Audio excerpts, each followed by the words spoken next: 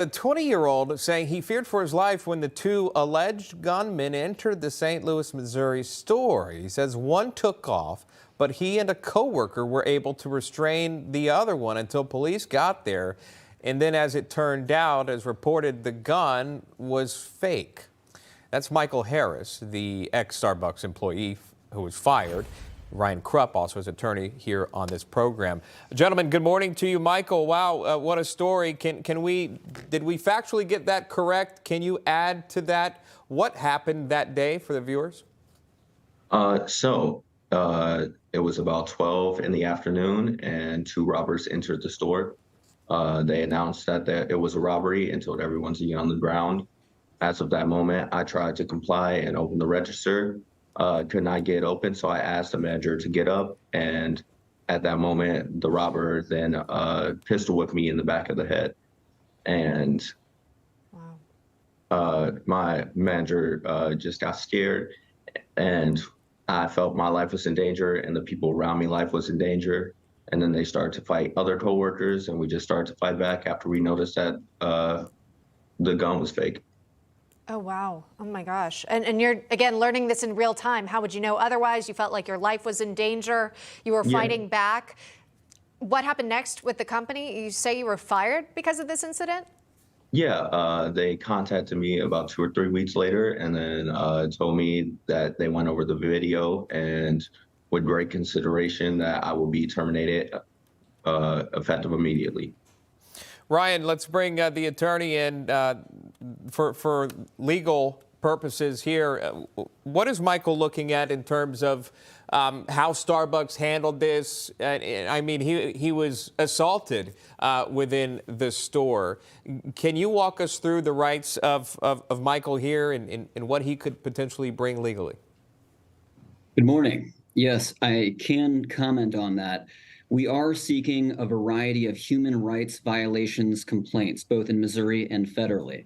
So the way we do that is we file those charges on both ends, and we can decide in which forum we want to compete, and based on the evidence that we have. But the evidence that we do have undeniably shows that Michael was asserting his human rights to self-defense. As these sort of situations unfold, there is no way that what you can do is hold back and say, well, I'm going to abide by some policy that says I have to put my life on the line or the lives of my coworkers on the line. That is not your run, fight, hide policy, not in that order. Typically, you see policies that say run, hide, and if nothing else, then fight. Well, that's what you have here. Michael was assaulted. He feared for the life of himself and his coworkers, and frankly, he did the right thing, and he should not have been fired for doing the right thing. Yeah. And again, we can't even imagine how people would react in that moment until it actually happens to you.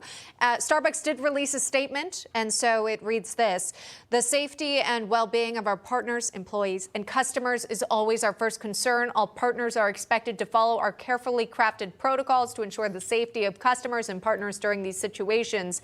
As for the armed robbery training, apparently goes on to say, at the time of hire and once a year thereafter, all partners go through de-escalation training. Part of that training includes armed robbery scenarios where partners are asked to comply with demands and to avoid doing or saying anything that can escalate the situation.